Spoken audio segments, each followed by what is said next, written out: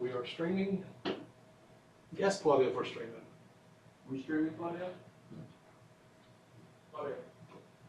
Oh, there you go. Are we streaming? Okay.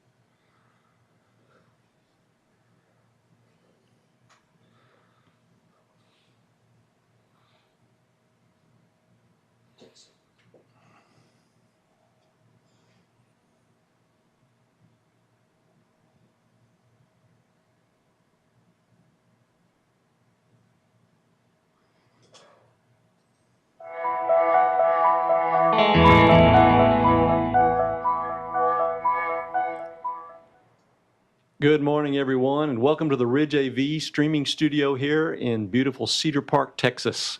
My name is Lee Varian, and the topic of today's live stream is working with volunteers, because we understand that many of you are technical directors at churches where you wear many hats. It's not enough to be the resident expert in audio, video, and lighting.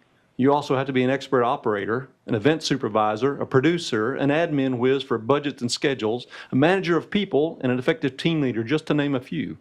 On top of that, one of the most challenging aspects of your role is to recruit, train, and oversee volunteers for live production. Sometimes that can be one of the most difficult parts of the role. So, before I introduce our special guest today, I want to play a quick video shot at our last Converge. We asked a few of you to describe some of the challenges or roadblocks that you face when working with volunteers. Check it out.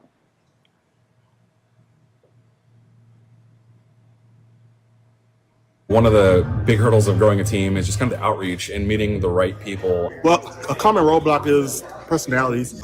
Just trying to get all those people, all the perspective all into one, and then being able to pull them in. Finding volunteers when you're dealing with a house of worship, that's usually the top of our list.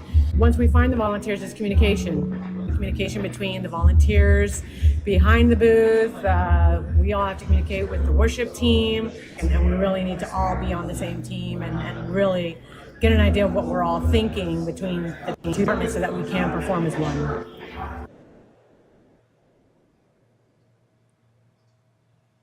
Joining us here in studio today is Marco Zambrana. Marco is the media director at New Hope Baptist Church, which, by the way, is hosting our next Converge, where we will be demoing the latest LED wall tech That is on August 31st, so you'll want to come and meet Marco and check out some impressive screens. You'll also get to hear his brand new acoustic PA system. That sounds really, really good. So Marco, thanks for joining us today. Of course. Thank Would you. you take just a second and tell us a little bit about your church and your work there? Yeah, absolutely. So my name is Marco Zambrana, as he said, and I'm the media director at New Hope. I've been there for about I want to say about 4 years, actually, as of yesterday. So it's been there for quite some time, and we've done an overhaul of both volunteers, technology, and it's been a long road. Obviously, COVID impacted a lot of us, and just made certain changes necessary over time, and also the length of the church. The church has been around over 150 plus years. So just the building, the things of that nature, just upgrading. And just what we do is our volunteers, and they are amazing. When you have volunteers, it's both, obviously we're going to get into recruiting and all that, but managing a team of volunteers it's been like, someone described it as like herding cats, because they're very stubborn and have their own opinions, but more importantly, they need a lot of love and attention. So it's definitely one of those things for sure. So describe for everyone your volunteer situation, Yeah. like how many volunteers you have, how do you utilize volunteers on your life production team? Yeah. The number of volunteers changes, as everyone knows. We utilize both adults, we use students, when we use retirees. And so I hate to use the word use. They come alongside and they use their gifts and their talents with us. Our positions we have a total of 10.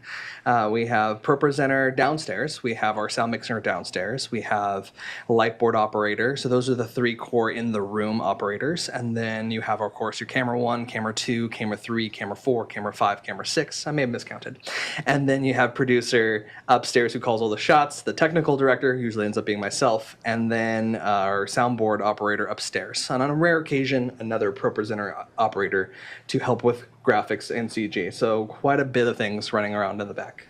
So you have a pretty big team, and I understand correctly, you don't have any actual paid staff that are Correct. helping you Correct. pull off Yeah. all of your events. Everything is volunteer-based. Yeah, the only thing that we do pay for on occasion is our soundboard in the room. Our pastor is very particular about the sound of the room and wants to make sure that it's up to a certain quality. So we have a couple volunteers that are also band members who their ears are very attuned, who typically run that, or a paid person. Outside of that, everyone, barring maybe a drummer occasionally, is paid, but everyone else, including my team, is all volunteer.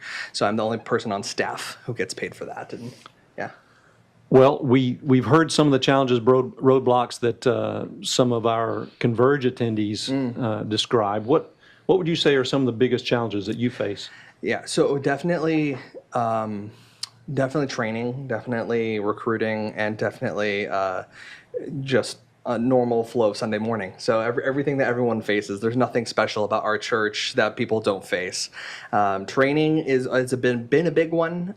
We've moved over to a new model where we do something of a quarterly basis where we invite people to come. Our current volunteers, people who are prospective or interested, or just our congregation would put it out as, hey, this is an opportunity for anyone to come learn, because it's not just Sunday morning. As you know, with churches, we do a multitude of different ministry opportunities. And so we have to do memorials, funerals. We have a preschool that runs out of our church as well. And so these are all the places, and a remote ministry that need technology support.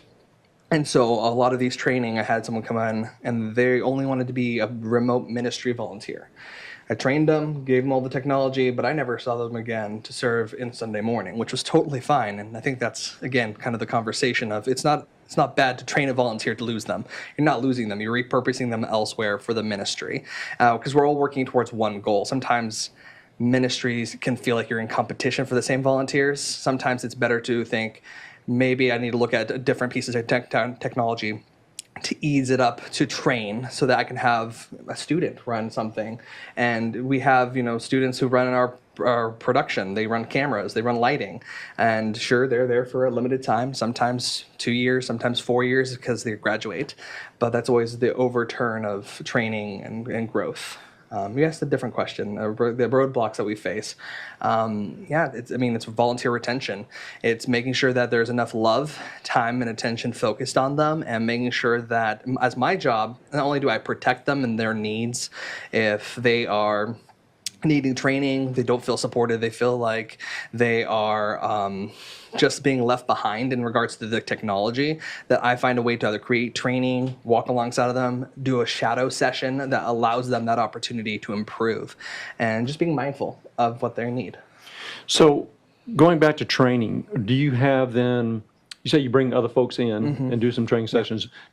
Is that a formalized plan that you like set out on the calendar? You say, okay, we're going to do it this far apart. We're going to have a cycling of trainers coming in, and then you recruit those and set those up ahead of time? It's how we've done it in the past, but this year is actually a great example of something that's different. So we've definitely done that in the past, where I would put together curriculum, teach from the TV, provide some food, get them together. But at the beginning of this year, I asked them, what did you need? Tell me as my volunteers, what are you missing from your ability to grow? And I got some great responses. One was create training videos on the material that you use, or the things that we use. So our switchboard, our sound mixing, our light board, things that, yes, I've done a great job creating written material or walking them through, but volunteers, especially, sometimes they only serve once every 3 weeks. And so they're not familiar with that board because they don't breathe and live it like I do. And so I need to be able to create these videos or create new training materials. So the most recent one we had, that's what I learned, and I've been working on that this summer with my intern. But what's also been great is, I said, opportunity for guest speakers to come in, but more opportunities to spend time together as a team. We only meet on Sunday mornings. On the rare occasion do we actually meet outside of that, except for these training opportunities. So we're actually going to put on a small conference of our own for a day during the week, sometime in the fall, where we bring everyone in, give them a catered meal, maybe pull up some conference videos on different subject matters that I know people have been asking about, but then bringing in a guest speaker or one of our staff to pray over them, to show the care and love that the volunteers are, how they matter to the church and how they are needing that love as well. That's awesome. So you're building community as well as training. You're Absolutely. sort of dual purposing some of these events to do both things. Yes, definitely. Building that community is the most important thing. I'm a face. I'm pretty face. I think so, a little bit, but definitely having the personal touch. If a person says, "Hey, I'm okay," how are you doing today? Oh, I'm okay. I, for instance, had a volunteer who said that to me on the broadcast booth, and we were about maybe 10 minutes from start time, and I had to challenge myself. I have to remember that this is a ministry. This is about people and their hearts and where they are at. If I don't take the time to stop and ask, oh, what do you mean by that? Or how can I pray for you? Then we were missing the mark. And so obviously each church has your own needs from a technical perspective, but if we forget the heart of the volunteer, their spiritual well-being, where they're at, we're going to quickly see them as people that we're just using versus people that are using their gifts to benefit the kingdom. So going back to your statement about the time that you actually have on Sunday mornings before events, we all know the live production environment, you're tending to a million details. Sometimes you're in different rooms. Often you're in different rooms. You hardly have time and energy and focus to be able to build community at an event on the weekend or some other sort of event, right? So are there things that you can do? Do you maybe have a call time that's a little bit earlier to have a meeting? Do you have, what do you do to try to coalesce people before or after these events? Sure. So specifically Sunday mornings, I think that's the easiest for everyone to relate to, and at least what we do more of often. Someone on our team had actually challenged me to do prayer before, and so we try our best to gather. Every detail is pretty much finished, maybe about 10, 15 minutes before, and so we gather for a quick word of prayer. We huddle together, and it's an opportunity just to stop and remember what we're doing, but also why we're doing it. And often people just think you're pushing a button for Jesus, and yes, you are. And I like pushing buttons for Jesus, don't get me wrong. But it definitely is the heart perspective and bringing it back to, okay, let's meet before. Is there anything else? Prayer obviously is going to be on the menu, but is there anything else missing? Hey, I didn't catch you, camera operator 4. Remember, pastor looks towards you. General details. We actually use something called Planning Center. It's a great tool if no one's heard of it before, but it is a tool for scheduling. It allows me to put in volunteer information, their emails, their phone numbers, and send them a request for, hey, are you available this Sunday? Of course, it starts with building the opportunity for them to understand what the requirement or the, when they're stepping into a volunteering with us, what that what it just means to serve. That you serve a minimum of once every 3 weeks, but if not more, just so you build that rhythm, but also you build the connection, that community, and then understanding the planning center flow, understanding which songs are coming up, who's singing, understanding, oh, we have a video transition, all those things that as an operator, if I'm camera producing, I'm thinking, oh, okay, I have got video I'm going to cut to. Sound needs to be aware that's coming up, so I'm going to call that out. Or for a camera operator to know, oh, this song is led out by the senior pastor. This song is led out by our female accompanist. You just have to understand the beats of the music, and so encouraging the team to listen, prepare, but also to look ahead. I think often we kind of get caught up in, oh, I just need to sit there and be told what to do. And so if I can encourage anyone to focus on your team, develop independence with them, develop the opportunity for them to grow by looking ahead and understanding the music. We sing these songs how often? Every Sunday, right? And we get used to them. Well, know that there's a drum beat in there. Know that there's an electrical breakdown. Know that there's a vocalist who's going to sing out. There's band notes we produce, my pastor produces, of who's leading what verse. And so just utilize what already documentation is there and see if it can help the team understand the service better. That's great. I know some churches have little catchphrases or whatever to try to help their team maybe build some context. I know one of the churches I served, one of the mottos was, "We steward the environment." You know, we steward the atmosphere. We are stewarding this time. We're not just pushing buttons, right? So, is there anything like that how do you help your team, especially since they're volunteers, stay on track with the context? Yeah, absolutely. So it always goes back to vision, kind of preparation and vision, and for them to understand what we are doing and why we are doing it. One of the phrases that I early on developed, and these are not my own words, I definitely pulled them from books and YouTube videos, and if you're a technical director on a church, you probably will sit more time on YouTube watching other people's thoughts and trying to build your own thoughts out if they're not already written out for you. But what I've encouraged my team with, and I always try to go back to, is understanding, yes, we have a local body that we minister to through broadcast. We also have the international body that we focus in on and prayer and touch on, but really where our broadcast is meant for. Yes, it's for those who can't catch it and are traveling. But we have a remote ministry, as I mentioned earlier, that about maybe 75% of our viewership actually comes from. So those are retirement communities. Those are people that we actually go to physically, provide a live worship set, and then they pull up the recording or broadcast of pastor teaching, and we're ministering to them in that way. So I remind them that we are the feet of the gospel. We are carrying the gospel where we go. And so, yes, you could be the one pushing the button, but at the end of the day, if your heart and what you're doing is serving God and focusing on what we are trying to push, what we are trying to support, is we're carrying the gospel. And we're not just supporters of the gospel, not just aiding in the gospel. We are carrying the gospel through what we're doing. That's good. Yeah. That's good. Well, I want to take a turn here and talk maybe technically for a second.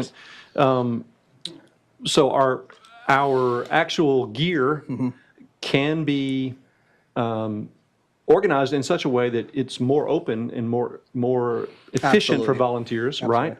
What sorts of techniques, what are you doing with your actual systems to make it easier for volunteers? Labels. Having very clear understanding of what you want them to do. We use a system that actually Ridge AV helped us install. It's a Vista. We use the M2 console piece as well as the software, and we took the time. It was my wife and I. She really loves our soundboard, our light board, and she took the time to sit there with me for about 12 hours and learn that sucker. And we still don't know all of it. So we're like, this is not going to be feasible for volunteers. So we had to take that and parse it down to 7 pages, and then in that we did about an hour and a half training for those that were interested. And we're still not to where our volunteers really understand what that really focuses on, but the technology needs to be easier. So we created Profile 1, Profile 2. The master profile for those who are willing to bite into it and chew on it. And then the other profile, which is just the volunteer view, very straightforward, point A, point B, here's your presets, use well. Same for sound, we have certain profiles set up, really just utilizing the tools that the devices, the technology benefit from, profiles, and the ability to set up hey, I'm a person who runs producing. I need to see the label of, oh, that's camera 1 through 3. Oh, that's camera 4. Oh, that's ProPresenter. Understanding the signal path as well as the training behind it going, oh, I know that when I go here, it won't change. Or if it needs to be easier, what does that look like? Do you use scenes or any sort of automation with your group? We do. Automation mostly from ProPresenter. We're behind the curve and ahead of the curve in some respects of ProPresenter 6/7. Those of you who use 7 or 6 understand that sometimes the bitter love relationship. But we use the master control unit from ProPresenter 6 and 7 to trigger the upstairs live stream graphics. So it's constantly following through with us. And it's never something that we have to manage. Again, we occasionally have a volunteer run it for the Sundays where it needs critical timing because there's always a latency. And so you always have to manage, okay, pastor's lower thirds, pastor's full screen, lower thirds for lyrics, full screen image. Videos, especially when you're putting it through latency, do you see stutter? Do you need to go to hardwired connection to make sure that there's not a interrupted time frame in that? Right. Yeah, so it's yes, there's automation, but it's important for any technical director just to evaluate your technology and say, is this the cleanest and simplest way, or have I just been doing it because that's how it's been done? Do you have, I know some of the positions, for instance, you can put an entry-level volunteer, Yeah. lack of a better term, on a camera. You can't put them on a front of house console. No. So do you have levels within your volunteer organization where people maybe pass from one to another, or? Yeah, so part of that training videos I was mentioning, where I'm developing curriculum for them to essentially have the opportunity to grow, but also to learn new skill sets, and then to prove through a very limited understanding or test, essentially, quiz, of what their understanding is, and then for them to always shadow. And so there is always a component of, hey, I want to do sound front of house. Pastor and pastor on stage, both worship pastor and senior pastor, are very particular about the sound. So I bring them into what does it sound like, I have them shadow and understand, but then when they're opping for the first time, they do get that realistic world feeling of, oh, there's pressure to this. And so how they walk through that and succeed, it's about the training, it's about communication, but then it's also about, you're still shadowing someone. You might have a little bit of the reins, someone's with you until you are there, and maybe it's not your gifting to be the mixer, maybe you need to develop your ear, but that goes back to allowing your opportunity for the volunteer to go, you know what, that might not be my skill set, is there anywhere else I can serve? And so yes, it is about levels, it is about training and creating that curriculum for them to learn, but if I get really comfortable and I have a couple volunteers, those are the steadfast, you know who I'm talking about, they serve in one spot really well, they are the master of their craft. If I don't encourage them to go outside of their box, then I'm not allowing other volunteers to step in and learn. So it is about getting uncomfortable a little bit as well and creating training opportunities. Right. Yeah. So do you have a formal sort of stepping stone process, or is it sort of organic when someone comes along, you pass it's them on to becoming someone more else? formal just because of the nature of our technology and the nature of certain pieces that are a little more complex. But I try to keep it as organic as possible to go back to the nature of community and the ability for, hey, I want to serve in a ProPresenter. I'm going to sit right next to this person. I want to get to know that person. I want to understand why they do what they do. And so yes, training, yes, provide that. Yes, provide quizzes or things that can help them learn. But building that community organically is something you can't get. Well, what advice, if there's a new TD out there, Sure. media director, technical director, what advice might you give someone that's struggling? Look for other churches that are probably doing it in some other way than you are. They might be doing it better, might be doing it worse, but I guarantee you some other churches are going to have either similar problems or problems that they've looked at before that maybe are resources for you, as well as look at for, you know, like you guys, you know, people that understand the technology and understand the heart behind what we do and can come alongside and partner. I think it's the most invaluable thing to have a team of people, a volunteer team, but also a contact in other churches. Hey, what are you doing and how are you doing it? Do you mind if I stop by and ask a question? I know that Rich AV has definitely propelled that as well, where there was a guy that worked with you guys and I went to another church and checked out the tech. Really helpful. Well, of course, that's one of the reasons that we do Converge and that we do things like this. But I'm assuming that you would be open if someone called you and said, 100%. hey, could you give me some advice here, or let me see your resources, whatever. Yeah, my email's on the church website. If you're ever looking, New Hope, discovernewhope.com. It's right there. Just please hit me up. As a church director, I can't speak enough to how important it was when I asked a couple questions, people answer my questions. Yeah. Well, we're going to land this plane. Okay. Today was actually part one of this discussion, and this is the world that many of you live in. You probably have some great insight on volunteers yourselves. If we missed something today, or if you have some other ideas about how we might address this topic, we would really love to have you come and be a guest for part two. Hit up the chat before you leave, or let us know later, and we would really love to have you join us here in studio next time. Marco, thanks again. We will hopefully see all of you at Converge on Thursday, August 31st at Marco's place. Yeah. See you there.